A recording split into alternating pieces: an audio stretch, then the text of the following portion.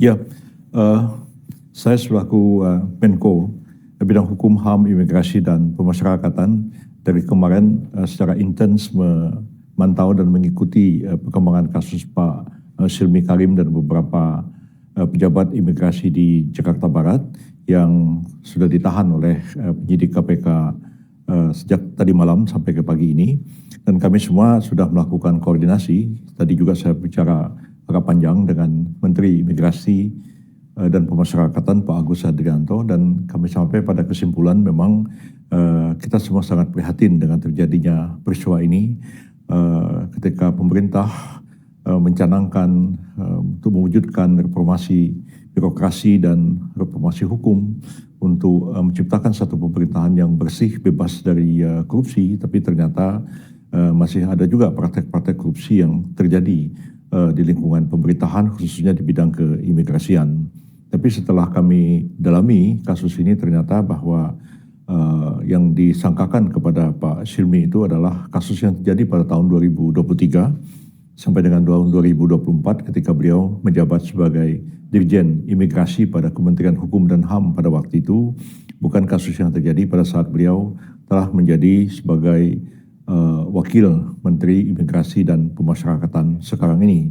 Meskipun demikian, kami sangat prihatin peristiwa ini terjadi, dan ini merupakan satu tantangan yang berat bagi pemerintah untuk betul-betul melakukan pengawasan, melakukan penegakan hukum secara konsisten, dan menjalankan seluruh kebijakan pemerintah yang diarahkan oleh Presiden Prabowo Subianto agar betul-betul pemerintahan ini bebas dari korupsi dalam semua lini jajaran pemerintahan. Karena memang Pak Silmi Karim dan beberapa pejabat imigrasi di Jakarta Barat sudah, dan juga beberapa mantan pejabat imigrasi di tempat yang sama sekarang ini sudah diperiksa oleh KPK.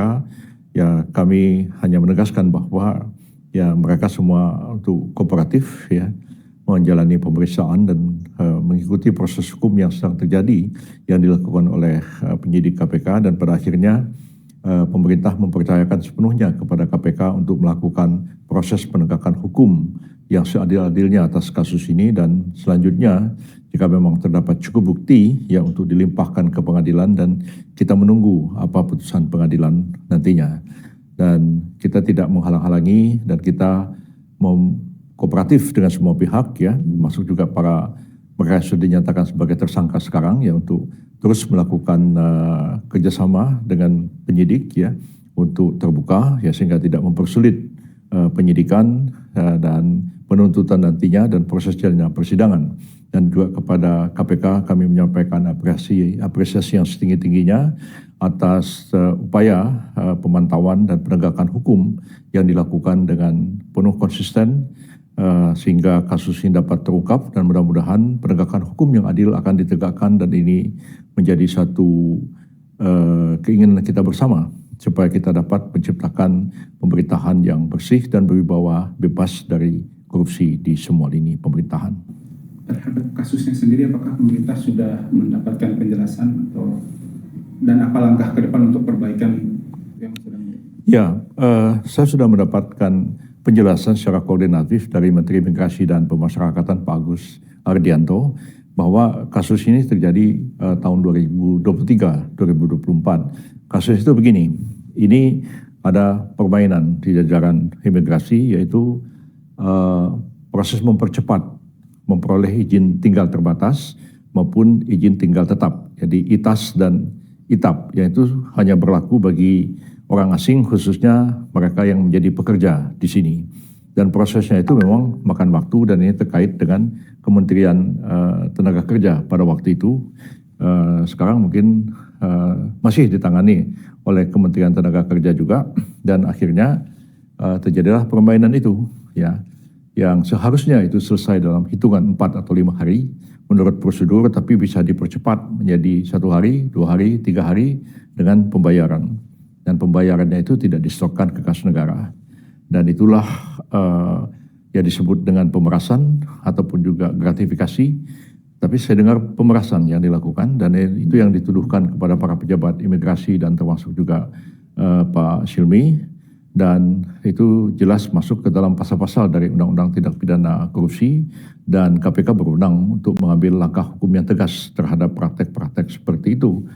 Dan langkah-langkah perbaikan sebenarnya sudah dilakukan oleh Pak Agus Adianto selaku Menteri Imigrasi dan Pemasyarakatan, yang di zaman Pak Silmi juga menjadi Wakil Menteri Imigrasi dan Pemasyarakatan. Langkah-langkah itu adalah menghapuskan praktek-praktek pungutan liar seperti itu, termasuk juga tidak ada lagi ketentuan 1 hari bayar, 2 hari bayar, 3 hari bayar, tapi sekarang ini semua berjalan normal, yaitu semua permohonan itu akan dibahas dalam waktu dan diselesaikan dalam waktu 4 atau 5 hari, dan semua pembayaran disetorkan ke kas negara. Jadi langkah-langkah penertiban sebenarnya sudah dilakukan sejak kabinet baru terbentuk, sejak Kementerian Imigrasi dan Pemasyarakatan terbentuk, dan sejak Pak Presiden Prabowo Subianto menjabat sebagai Presiden. Langkah-langkah penertiban itu sudah dilakukan di jajaran imigrasi, dan kita berharap ya ke depan pelayanan ini akan menjadi lebih baik lagi dan lebih baik lagi. Nah, apakah kasus ini sudah dilaporkan ke Presiden Prabowo atau seperti apa? Ya, beliau memantau kasus ini, dan beliau kami yakin mengetahui kasus ini, sebagaimana juga kasus BGN yang terjadi beberapa hari yang lalu. Walaupun saya sendiri kemarin hanya sebentar bertemu Pak Presiden pada waktu acara di Sentul, tapi tidak sempat untuk melaporkan secara detail kasus ini. Tapi saya yakin Kejaksaan Agung maupun yang menangani BGN maupun juga KPK itu sudah mempublikasi masalah ini seluas-luasnya. Tentu bahwa Presiden juga sudah mendapatkan informasi yang cukup mengenai masalah ini. Kalau langkah itu diambil oleh Kejaksaan Agung, pasti mereka juga akan memberikan informasi kepada Presiden. Tapi kalau KPK tentu sebagai lembaga independen, KPK memang tidak ada kewajiban untuk memberitahu Presiden atau melaporkan satu kepada Presiden, dan KPK sudah menjalankan tugas sebagaimana mestinya menurut undang-undang. Tapi Presiden tentu punya mata, punya telinga yang akan memantau setiap kejadian yang terjadi di negara.